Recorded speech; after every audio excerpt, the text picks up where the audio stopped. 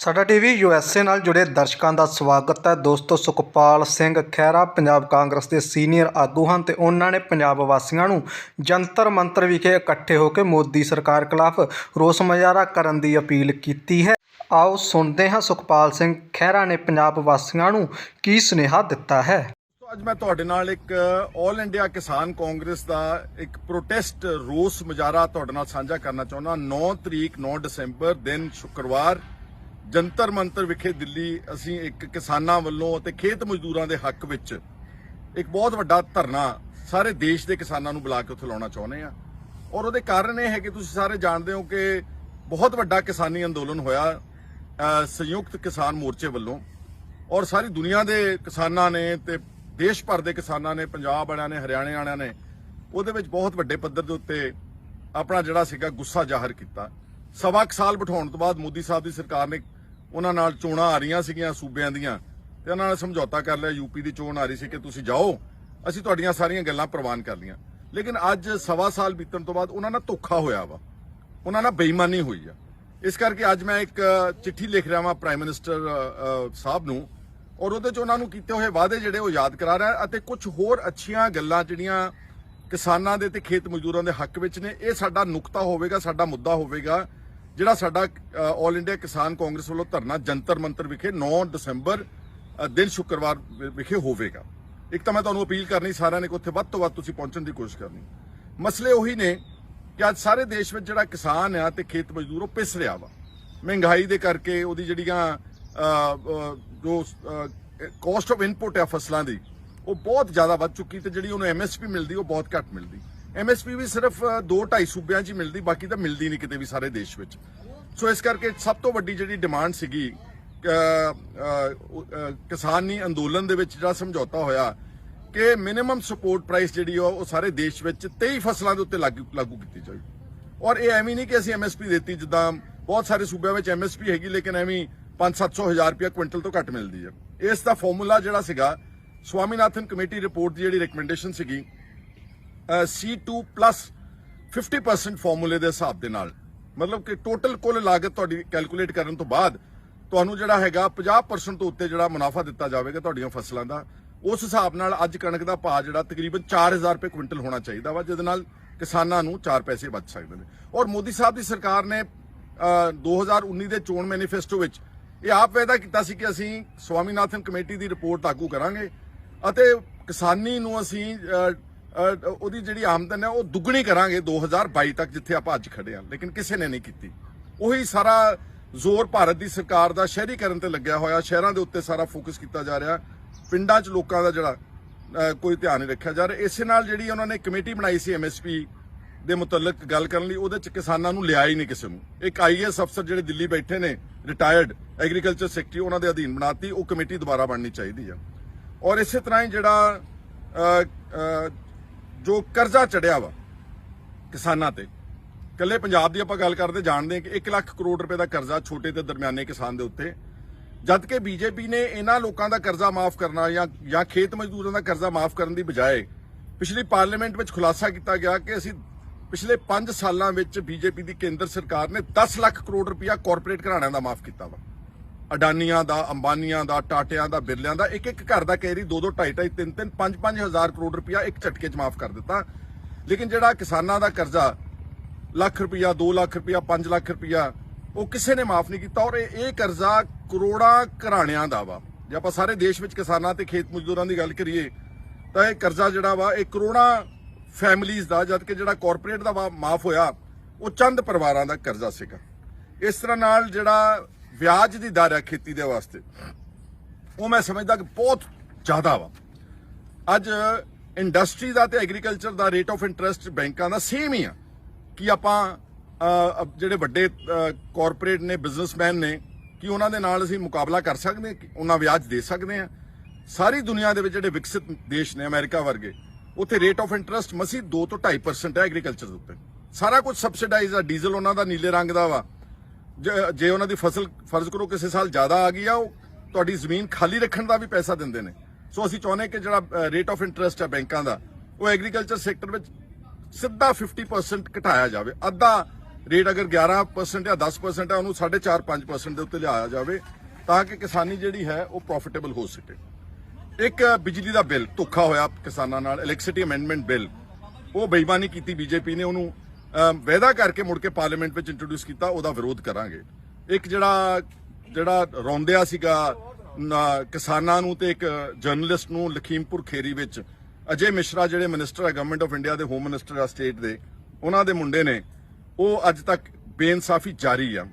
ਉਹਦੇ ਵਿੱਚ ਉਸ ਮਿਨਿਸਟਰ ਨੂੰ ਮੋਦੀ ਸਾਹਿਬ ਨੂੰ ਆਪਣੀ ਸਰਕਾਰ ਚੋਂ ਕੱਢਣਾ ਚਾਹੀਦਾ ਵਾ ਔਰ ਉਹ ਜਿਹੜੇ ਗੁਨਾਹਗਾਰ ਆ ਉਹਨਾਂ ਨੂੰ ਬਹੁਤ ਵੱਡੀ ਸਜ਼ਾ ਮਿਲਣੀ ਚਾਹੀਦੀ ਕਿਉਂਕਿ ਉਹਨਾਂ ਨੇ ਬਹੁਤ ਬੇਰਹਿਮੀ ਦੇ ਨਾਲ 4 ਵਿਅਕਤੀਆਂ ਨੂੰ ਆਪਣੀ ਜੀਪ ਦੇ ਥੱਲੇ ਰੌਂਦ ਕੇ ਕੁਚਲ ਦਿੱਤਾ ਸੀਗਾ। ਇਸੇ ਤਰ੍ਹਾਂ ਹੀ ਕ੍ਰੌਪ ਇੰਸ਼ੋਰੈਂਸ ਇੱਕ ਚੱਲ ਰਹੀ ਆ ਵੈਸੇ ਦੇਸ਼ ਵਿੱਚ, ਪ੍ਰਧਾਨ ਮੰਤਰੀ ਬੀਮਾ ਯੋਜਨਾ, ਲੇਕਿਨ ਉਹ ਸਾਰੇ ਮੈਂ ਸੂਬਿਆਂ 'ਚ ਗਿਆ, ਉੜੀਸਾ 'ਚ, ਛੱਤੀਸਗੜ੍ਹ 'ਚ, ਮੱਧ ਪ੍ਰਦੇਸ਼, ਉਹ ਫਲॉप ਆ। ਉਹ ਸਾਰੀ ਜਿਹੜੀ ਕਰਪਸ਼ਨ ਦੇ ਨਾਲ ਤੇ ਉਹ ਜਿਹੜਾ ਅਸਲ ਬੀਮਾ ਮਿਲਣਾ ਚਾਹੀਦਾ ਕਿਸੇ ਖਰਾਬੇ ਦਾ ਫਸਲਾਂ ਦਾ ਕਿਸਾਨਾਂ ਨੂੰ, ਉਹ ਬਿਲਕੁਲ ਨਹੀਂ ਮਿਲ ਰਿਹਾ। ਇਹ ਉਹ ਮਸਲਾ ਹੋਵੇਗਾ ਸਾਡਾ। ਇੱਕ ਸਾਰੇ ਦੇਸ਼ ਵਿੱਚ ਸਭ ਨੂੰ ਪੈਨਸ਼ਨ ਦਿੱਤੀ ਜਾ ਰਹੀ ਆ। ਕੋਈ ਮੁਲਾਜ਼ਮ ਕੰਮ ਕਰਦਾ ਵਾ, 25 ਸਾਲ ਨੌਕਰੀ ਕਰਦਾ, ਉਹਨੂੰ ਚੰਗੀ ਮੋਟੀ ਪੈਨਸ਼ਨ ਮਿਲਦੀ ਆ। ਪੋਲੀਟੀਕਲ ਬੰਦਿਆਂ ਨੂੰ ਵੀ ਪੈਨਸ਼ਨ ਮਿਲਦੀ ਆ, ਲੇਕਿਨ ਕਿਸਾਨ ਤੇ ਖੇਤ ਮਜ਼ਦੂਰ ਜਿਹੜਾ ਸਾਰੀ ਜ਼ਿੰਦਗੀ ਕੰਮ ਕਰਦਾ, ਸਭ ਤੋਂ ਪਹਿਲਾਂ ਤੜਕੇ ਉੱਠਦਾ 4-5 ਵਜੇ ਸੂਰਜ ਚੜ੍ਹਨ ਤੋਂ ਪਹਿਲਾਂ, ਉਹਨਾਂ ਦੀਆਂ ਔਰਤਾਂ ਵੀ ਕੰਮ ਕਰਦੀਆਂ ਨੇ, ਆਪ ਉਹ ਸੌਂਦੇ ਨਹੀਂਗੇ, ਉਹ ਦੇਸ਼ ਦੀ ਸੇਵਾ ਹੀ ਆ। ਅਗਰ ਉਹ ਕੰਮ ਹੈਗਾ, ਉਹ ਕਿਸੇ ਦਾ ਜ਼ਾਤੀ ਕੰਮ ਨਹੀਂਗਾ। ਉਹਨਾਂ ਨੇ ਅਨਾਜ ਦਾ ਭੰਡਾਰ ਦੇਸ਼ ਦਾ ਭਰਿਆ ਵਾ, ਸਾਰੇ ਦੇਸ਼ ਨੂੰ ਭੁੱਖਮਰੀ ਚੋਂ ਕੱਢਿਆ ਵਾ। ਸੋ ਸਾਡੀ ਪ੍ਰਪੋਜ਼ਲ ਹੈਗੀ ਜਿਹੜੀ ਕਿ ਅਸੀਂ ਡਿਬੇਟੇਬਲ ਆ, ਅਸੀਂ ਆਪਣੀ ਮੈਨੀਫੈਸਟੋ ਜਿਹੜਾ ਕਾਂਗਰਸ ਦਾ ਬਣਾਵਾਂਗੇ 2024 ਚ, ਆਪਣੀ ਲੀਡਰਸ਼ਿਪ ਨਾਲ ਗੱਲ ਕਰਾਂਗੇ, ਲੇਕਿਨ ਅਸੀਂ ਪ੍ਰਪੋਜ਼ ਕਰ ਦੇਂਗੇ 5000 ਰੁਪਇਆ ਪ੍ਰਤੀ ਮਹੀਨਾ ਕਿਸਾਨਾਂ ਤੇ ਖੇਤ ਮਜ਼ਦੂਰਾਂ ਦੀ ਲਗਾਤਾਰ ਹਰ ਮਹੀਨੇ ਪੈਨਸ਼ਨ ਉਹਨਾਂ ਨੂੰ ਮਿਲਣੀ ਚਾਹੀਦੀ ਹੈ। ਇਸੇ ਤਰ੍ਹਾਂ ਜਿਹੜੇ ਗਰੀਬ ਨੇ, ਜਿਹੜੇ ਲੇਬਰ ਜਮਾਤ ਹੈਗੀ ਆ ਪਿੰਡਾਂ ਦੀ ਖੇਤੀ ਨਾਲ ਕਨੈਕਟਡ, ਨਾਟ ਸ਼ਹਿਰਾਂ ਵਾਲੀ ਨਹੀਂ ਮੈਂ ਗੱਲ ਕਰ ਰਿਹਾ, ਜਿਹੜੀ ਫਾਰਮ ਲੇਬਰਰਸ ਹੈਗੇ ਆ, ਉਹਨਾਂ ਦਾ ਬਹੁਤ ਮਾਮੂਲੀ ਜਿਹਾ ਕਰਜ਼ਾ, ਕਿਸੇ ਦਾ 25000 ਹੈ, ਕਿਸੇ ਦਾ 50000 ਹੈ, ਕਿਸੇ ਦਾ 60000 ਰੁਪਇਆ, ਉਹ ਸਾਰਾ ਕਰਜ਼ਾ ਰਾਈਟ ਆਫ ਹੋਣਾ ਚਾਹੀਦਾ। ਉਹ ਜਿਹੜਾ ਕਾਰਪੋਰੇਟ ਘਰਾਣਿਆਂ ਦਾ ਮਾਫ ਕੀਤਾ, ਉਹਦਾ ਚੀਚੀ ਤੋਂ ਵੀ ਘੱਟ ਹੈਗਾ ਵਾ ਕਰਜ਼ਾ, ਉਹ ਮਾਫ ਹੋਣਾ ਚਾਹੀਦਾ। ਉਹ ਸਾਡੇ ਏਜੰਡੇ ਦੇ ਉੱਤੇ ਲੈ ਕੇ ਅਸੀਂ ਜਾ ਰਹੇ। ਜਿਹੜੇ ਕਿਸਾਨਾਂ ਤੇ ਅੰਦੋਲਨ ਵਿੱਚ ਝੂਠੇ ਮੁਕੱਦਮੇ ਕੀਤੇ ਗਏ ਸੀਗੇ, 36000 35000 FIR ਦਰਜ ਆ, ਉਹ ਹਾਲੇ ਤੱਕ ਮੋਦੀ ਦੀ ਸਰਕਾਰ ਨੇ, ਮੋਦੀ ਸਾਹਿਬ ਦੀ ਸਰਕਾਰ ਨੇ ਉਹ ਰੱਦ ਨਹੀਂ ਕੀਤੀ। ਉਹਨੂੰ ਰੱਦ ਕਰਾਉਣਾ ਵੀ ਇਸ 9 ਤਰੀਕ ਦੇ ਧਰਨੇ ਦਾ ਸਾਡਾ ਏਜੰਡਾ ਹੋਵੇਗਾ। ਔਰ ਇਸੇ ਤਰ੍ਹਾਂ ਹੀ ਜਿਹੜਾ ਕਿਸਾਨ ਮਾਰੇ ਗਏ ਸੀ ਅੰਦੋਲਨ ਵਿੱਚ, ਉਹਨਾਂ ਦੇ ਪਰਿਵਾਰਾਂ ਨੂੰ ਹਾਲੇ ਤੱਕ ਸਹੀ ਮਾਇਨਿਆਂ ਵਿੱਚ ਜਿੰਨੀ ਕੰਪਨਸੇਸ਼ਨ ਮਿਲਣੀ ਚਾਹੀਦੀ ਸੀਗੀ, ਉਹ ਨਹੀਂ ਦਿੱਤੀ ਗਈ। ਔਰ ਇੱਕ ਮੈਂ ਨਾਲ ਆਪਣੀ ਅੱਛੀ ਸਕੀਮ ਮੈਂ ਆਪਣੇ ਵੱਲੋਂ ਦੇ ਰਿਹਾ ਵਾਂ ਕਿ ਜਿਹੜੀ ਨਰੇਗਾ ਸਕੀਮ ਹੈ, ਮਨਰੇਗਾ ਜਿਹਨੂੰ ਕਹਿੰਦੇ ਆ ਲੇਬਰ ਦੀ, ਉਹ ਚੱਲ ਰਹੀ ਆ ਸਾਰੇ ਦੇਸ਼ ਵਿੱਚ, ਲੇਕਿਨ ਮੈਂ ਦੇਖ ਰਿਹਾ ਕਿ ਕਾਫੀ ਜਗ੍ਹਾ ਤੇ ਉਹਦਾ ਦੁਰਉਪਯੋਗ ਹੋ ਰਿਹਾ ਵਾ। ਬਹੁਤ ਸਾਰੇ ਜਗ੍ਹਾ ਤੇ ਅਫਸਰ ਜੌਬ ਕਾਰਡਸ ਵਗੈਰਾ ਝੂਠੇ ਸੱਚੇ ਬਣਾ ਕੇ ਪੈਸੇ ਖੁਰਦ-ਬੁਰਦ ਕਰ ਰਹੇ ਨੇ। ਅਗਰ ਮਨਰੇਗਾ ਸਕੀਮ ਨੂੰ ਖੇਤੀਬਾੜੀ ਦੇ ਨਾਲ ਜੋੜਿਆ ਜਾਵੇ, ਨਾਲੇ ਤਾਂ ਸਾਰਾ ਸਾਲ ਜਿਹੜੇ ਲੇਬਰ ਆ, ਜਿਹੜੇ ਦਿਹਾੜੀਦਾਰ ਆ, ਉਹਨਾਂ ਨੂੰ ਲਗਾਤਾਰ ਕੰਮ ਮਿਲੇਗਾ, ਜੌਬ ਕਾਰਡ ਹੋਲਡਰਸ ਨੂੰ, ਤੇ ਜਿਹੜਾ ਕਿਸਾਨ ਹੈਗਾ ਉਹਨੂੰ ਸਬਸਿਡਾਈਜ਼ਡ ਲੇਬਰ ਮਿਲ ਜੇਗੀ। ਵੈਸੇ ਤਾਂ ਸਾਰੀ ਪੇਮੈਂਟ ਗਵਰਨਮੈਂਟ ਆਫ ਇੰਡੀਆ ਕਰ ਸਕਦੀ, ਪਰ ਜੇ ਨਹੀਂ ਤੇ ਫਿਰ ਇਹ ਜਿਹੜੀ ਮਨਰੇਗਾ ਦੀ ਲੇਬਰ ਦੀ ਕਾਸਟ ਆਊਗੀ ਖੇਤਾਂ 'ਚ ਕੰਮ ਕਰਨ ਵਾਸਤੇ, ਫਸਲਾਂ ਵੱਢਣ ਤੇ ਬੀਜਣ ਦੇ ਵਾਸਤੇ, ਉਹ ਅੱਧਾ ਕਿਸਾਨ ਚੱਲ ਲਵੇ 50%, ਤੇ ਅੱਧਾ ਜਿਹੜਾ ਕਾਸਟ ਆ ਉਹਦੀ ਗਵਰਨਮੈਂਟ ਆਫ ਇੰਡੀਆ ਚੱਲ ਸਕਦੀ। ਇਸ ਨਾਲ ਲੇਬਰ ਸਬਸਿਡਾਈਜ਼ ਵੀ ਹੋ ਜੂਗੀ ਤੇ ਲੇਬਰ ਨੂੰ ਕੰਮ ਵੀ ਮਿਲੇਗਾ। ਇੱਕ ਜਿਹੜੇ ਵੱਡੇ ਸਾਈਲੋਜ਼ ਬਣ ਰਹੇ ਨੇ ਦੇਸ਼ ਵਿੱਚ, ਸਾਰੇ ਜਿਹੜੇ ਸਾਈਲੋਜ਼ ਮਤਲਬ ਗੋਦਾਮ ਬਣ ਰਹੇ ਨੇ ਸਟੀਲ ਦੇ, ਤੁਸੀਂ ਦੇਖੇ ਹੋਣੇ ਵੱਡੇ ਵੱਡੇ ਜਿੱਦਾਂ ਮੋਗੇ ਵਿੱਚ ਬਣਿਆ, ਇਹ ਸਾਰੇ ਲਗਭਗ ਅਡਾਨੀ ਨੂੰ ਦਿੱਤੇ ਜਾ ਰਹੇ ਨੇ ਜਾਂ ਇਸ ਪੱਧਰ ਦੇ ਉੱਤੇ ਕਾਰਪੋਰੇਟਸ ਨੂੰ ਦਿੱਤੇ ਜਾ ਰਹੇ ਨੇ। ਇੱਕ ਪ੍ਰੋਜੈਕਟ ਜਿਹੜਾ ਵਾ ਉਹ ਸੈਂਕੜੇ, ਸ਼ਾਇਦ ਕੁਝ ਹਜ਼ਾਰ ਕਰੋੜ ਰੁਪਏ ਦਾ ਪ੍ਰੋਜੈਕਟ ਹੈਗਾ ਵਾ।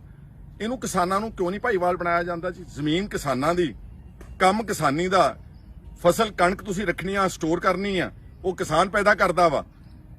ਗਵਰਨਮੈਂਟ ਨੂੰ ਅਸੀਂ ਸਲਾਹ ਸੁਝਾਅ ਦੇ ਰਹੇ ਇਸ ਚਿੱਠੀ ਦੇ ਜ਼ਰੀਏ ਕਿ ਇਸ ਨੂੰ ਤੁਸੀਂ ਕੋਆਪਰੇਟਿਵ ਜਿਹੜੇ ਸੁਸਾਇਟੀਜ਼ ਬਣਾ ਕੇ ਫਾਰਮਰਸ ਦੀਆਂ, ਫਰਜ਼ ਕਰੋ ਇੱਕ ਤੁਸੀਂ ਮੋਗੇ ਬਣਾਇਆ, ਤੁਸੀਂ ਅਡਾਨੀ ਨੂੰ ਨਾ ਦਿਓ, ਉਹਦੇ ਵਿੱਚ ਤੁਸੀਂ ਜ਼ਿਆਦਾ ਨਹੀਂ ਤਾਂ 10000 ਕਿਸਾਨ ਨੂੰ ਭਾਈਵਾਲ ਬਣਾਓ। ਜਿਹੜੀ ਸਾਈਲੋਜ਼ ਉੱਤੋਂ ਆਮਦਨ ਆਊਗੀ ਉਹ ਜਿਹੜੀ ਆ ਉਹ ਕਿਸਾਨਾਂ ਦੇ ਆਮਦਨ ਦੇ ਵਿੱਚ ਗਿਣੀ ਜਾਵੇ, ਜਿਨ੍ਹਾਂ ਦੀ ਜ਼ਮੀਨ ਲਈ ਜਾ ਰਹੀ ਆ ਜਾਂ ਨੇੜੇ ਤੇੜੇ ਜਿਹੜੇ ਕਿਸਾਨ ਉਸ ਸਾਈਲੋ ਦੇ ਨਾਲ ਕਨੈਕਟਡ ਨੇ। ਕਿਉਂਕਿ ਮੈਂ ਹੁਣੇ ਮੱਧ ਪ੍ਰਦੇਸ਼ ਗਿਆ ਸੀ, ਉੱਥੇ 4 ਸਾਈਲੋਜ਼ ਦੇ ਰਹੀ ਆ ਗਵਰਨਮੈਂਟ ਆਫ ਇੰਡੀਆ, ਉਹ 4 ਦੇ 4 ਹੀ ਮੇਰੇ ਖਿਆਲ ਆ ਕਿ ਅਡਾਨੀ ਟਾਈਪ ਬੰਦੇ ਉੱਥੇ ਲੈ ਕੇ ਜਾ ਰਹੇ ਨੇ, ਕਿਸੇ ਕਿਸਾਨ ਨੂੰ ਨੇੜੇ ਨਹੀਂ ਲੱਗਣ ਜਾ ਰਿਹਾ। ਔਰ ਇਹਨਾਂ ਨੇ ਵੀ ਕਰਜ਼ਾ ਚੱਕਣਾ ਬੈਂਕਾਂ ਤੋਂ ਸਾਈਲੋ ਬਣਾਉਣ ਵਾਸਤੇ, ਕਿਸੇ ਨੇ ਆਪਣੀ ਜੇਬ ਚੋਂ ਤਾਂ ਪੈਸਾ ਲਾਉਣਾ ਨਹੀਂਗਾ, ਸਾਰਾ ਪੈਸਾ ਬੈਂਕਾਂ ਨੇ ਦੇਣਾ ਤੇ ਫਿਰ ਸਾਈਲੋ ਬਣਨੇ। ਤੇ ਜੇ ਉਹੀ ਸਾਈਲੋਜ਼ ਵਿੱਚ ਕਿਸਾਨਾਂ ਨੂੰ ਤੁਸੀਂ ਭਾਈਵਾਲ ਬਣਾਓਗੇ ਜਾਂ ਖੇਤ ਮਜ਼ਦੂਰਾਂ ਨੂੰ ਵੀ ਲਿਖੋਗੇ ਵਿੱਚ, ਕੋਆਪਰੇਟਿਵ ਸੁਸਾਇਟੀ ਬਣਾ ਕੇ ਉਹਨਾਂ ਨੂੰ ਇੱਕ ਪਾਰਟਨਰਸ ਬਣਾਓਗੇ, ਉਹਦੇ ਨਾਲ ਇਹਨਾਂ ਨੂੰ ਆਮਦਨ ਵਧੇਗੀ। ਸੋ ਇਸ ਤਰ੍ਹਾਂ ਦੇ ਮੁੱਦੇ ਲੈ ਕੇ ਅਸੀਂ ਸਾਰੇ 9 ਦਸੰਬਰ ਨੂੰ ਅਸੀਂ ਜੰਤਰ ਮੰਤਰ ਵਿਖੇ ਪਹੁੰਚ ਰਹੇ ਹਾਂ। ਜਿੰਨੇ ਵੀ ਤੁਸੀਂ ਸਤਿਕਾਰਯੋਗ ਜਿੱਥੇ ਵੀ ਤੁਸੀਂ ਬੈਠੇ ਹੋ ਪੰਜਾਬ ਹਰਿਆਣੇ ਜਾਂ ਜਿਹੜੀ ਗੱਲ ਮੇਰੀ ਸਮਝਦੇ ਹੋ, ਮੇਰੀ ਤੁਹਾਨੂੰ ਸਭ ਨੂੰ ਅਪੀਲ ਹੈ ਕਿ ਠੀਕ ਹੈ ਸਾਡੀ ਪਾਰਟੀ ਦਾ ਪ੍ਰੋਗਰਾਮ ਹੈਗਾ, ਪਰ ਸੱਦਾ ਜਿਹੜਾ ਉਹ ਸਭ ਨੂੰ ਖੁੱਲਾ ਕਿਸਾਨਾਂ ਨੂੰ। ਆਓ ਆਪਾਂ ਇੱਕ ਵਾਰ ਪਾਰਲੀਮੈਂਟ ਸੈਸ਼ਨ ਸਟਾਰਟ ਹੋ ਜਾਣਾ 7 ਤਰੀਕ ਤੋਂ, ਉਹਦੇ ਮੂਹਰੇ ਪਤਾ ਲੱਗੇ ਕਿ ਦੇਸ਼ ਦੇ ਕਿਸਾਨ ਜਿਹੜੇ ਨੇ ਆਪਣਾ ਅਧਿਕਾਰ ਮੰਗਣ ਵਾਸਤੇ ਤੁਹਾਡੇ ਕੋਲ ਤੁਹਾਡੇ ਦਰਵਾਜ਼ੇ ਦੇ ਉੱਤੇ ਖੜੇ ਨੇ। ਔਰ ਇਹ ਪਹਿਲੀ ਐਜੀਟੇਸ਼ਨ ਹੈ ਜਿਹੜੀ ਮੈਂ ਬਤੌਰ ਚੇਅਰਮੈਨ ਆਲ ਇੰਡੀਆ ਕਿਸਾਨ ਕਾਂਗਰਸ ਦੇ ਉਲੀਕੀ ਆ। ਸਾਡੇ ਇਸ ਪ੍ਰੋਗਰਾਮ ਵਿੱਚ ਕਾਂਗਰਸ ਦੀ ਜਿਹੜੀ ਵੱਡੀ ਲੀਡਰਸ਼ਿਪ ਹੈ ਦਿੱਲੀ ਤੋਂ ਨੈਸ਼ਨਲ ਪੱਧਰ ਦੀ, ਉਹ ਸਾਰੇ ਹਿੱਸਾ ਲੈਣਗੇ। ਮੈਂ ਕੋਸ਼ਿਸ਼ ਕਰੂੰਗਾ ਕਿ ਸਾਡੇ ਪ੍ਰਧਾਨ ਸਾਹਿਬ ਜਿਹੜੇ ਖੜਗੇ ਜੀ ਬਣੇ ਨੇ ਉਹ ਵੀ ਸਾਡੇ ਇਸ ਇਕੱਠ ਵਿੱਚ ਆਉਣ ਤਾਂ ਕਿ ਕਿਸਾਨਾਂ ਦੀਆਂ ਗੱਲਾਂ ਜਿਹੜੀਆਂ ਸੁਣ ਸਕਣ। ਅਤੇ ਇਸ ਦਾ ਮਕਸਦ ਇਹ ਹੈਗਾ ਕਿ 2024 ਦੀ ਜਿਹੜਾ ਇਲੈਕਸ਼ਨ ਹੋਵੇ ਦੇਸ਼ ਦੀ, ਉਹਦੇ ਮੈਨੀਫੈਸਟੋ ਦੇ ਵਿੱਚ ਇਹ ਸਾਰੇ ਨੁਕਤੇ ਕਾਂਗਰਸ ਪਾਰਟੀ ਕਿਸਾਨਾਂ ਤੇ ਖੇਤ ਮਜ਼ਦੂਰਾਂ ਦੇ ਨਾਲ ਵਾਅਦਾ ਕਰੇ। ਇਸ ਮਕਸਦ ਨਾਲ ਤੁਹਾਡੇ ਅੱਜ ਵਿਚਾਰ ਸਾਂਝੇ ਕੀਤੇ ਸੀਗੇ। ਮੇਰੀ ਫਿਰ ਤੁਹਾਨੂੰ ਬਹੁਤ ਅਪੀਲ ਹੈ ਦਿਲੋਂ ਕਿ 9 ਦਸੰਬਰ ਨੂੰ ਜੰਤਰ ਮੰਤਰ ਵਿਖੇ ਸਵੇਰੇ 11 ਵਜੇ ਪਹੁੰਚ ਕੇ ਸਾਡੇ ਇਸ ਪ੍ਰੋਟੈਸਟ ਨੂੰ, ਇਸ ਧਰਨੇ ਨੂੰ ਤੁਸੀਂ ਕਾਮਯਾਬ ਕਰਨਾ, ਕਿਉਂਕਿ ਤੁਹਾਡੇ ਤੋਂ ਬਗੈਰ ਕੋਈ ਕਾਮਯਾਬ ਨਹੀਂ ਕਰ ਸਕਦਾ। ਉਹ ਕਹਾਵਤ ਹੁੰਦੀ ਸੀ ਪਹਿਲਾਂ ਕਿਸੇ ਵੇਲੇ, ਉੱਤਮ ਖੇਤੀ, ਮੱਧ ਵਪਾਰ, ਨਿਖਿੱਧ ਨੌਕਰੀ। ਸਭ ਤੋਂ ਵਧੀਆ ਐਗਰੀਕਲਚਰ ਸੀ, ਦੂਜੇ ਨੰਬਰ ਤੇ ਵਪਾਰ ਸੀ, ਤੀਜੇ ਨੰਬਰ ਤੇ ਨੌਕਰੀ ਸੀ। ਹੁਣ ਸਾਰਾ ਕੰਮ ਉਲਟਾ ਹੋ ਗਿਆ ਕਿਉਂਕਿ ਨੀਤੀਆਂ ਸਾਡੇ ਇਸ ਦੇਸ਼ ਵਿੱਚ ਕਿਸਾਨਾਂ ਦੇ ਹਮੇਸ਼ਾ ਉਲਟ ਬਣੀਆਂ ਨੇ। ਤਾਂ ਅੱਜ ਐਗਰੀਕਲਚਰ ਸਭ ਤੋਂ ਥੱਲੇ, ਹਾਲਾਂਕਿ ਸਭ ਤੋਂ ਕਲੀਨ ਪ੍ਰੋਫੈਸ਼ਨ ਹੈ, ਇਹਦੇ 'ਚ ਕੋਈ ਭ੍ਰਿਸ਼ਟਾਚਾਰ ਨਹੀਂ ਹੈ। ਬਾਕੀ ਸਭ ਕੋਈ ਟੈਕਸ ਚੋਰੀ ਕਰਦਾ ਵਾ, ਕੋਈ ਸਰਕਾਰੀ ਮੁਲਾਜ਼ਮ ਪੈਸੇ ਖਾਂਦਾ ਵਾ। ਬਹੁਤ ਕਿਸਾਨ ਤੇ ਖੇਤ ਮਜ਼ਦੂਰ ਆ ਜਿਹੜਾ ਖੂਨ ਪਸੀਨੇ ਦੀ ਕਮਾਈ ਕਰਕੇ ਆਪਣੇ 10 ਦੀ ਕਿਰਤ ਨਾਲ ਰੋਟੀ ਖਾਂਦਾ। ਸੋ ਚਲੋ ਦਿੱਲੀ 9 ਦਸੰਬਰ ਜੰਤਰ ਮੰਤਰ। ਧੰਨਵਾਦ।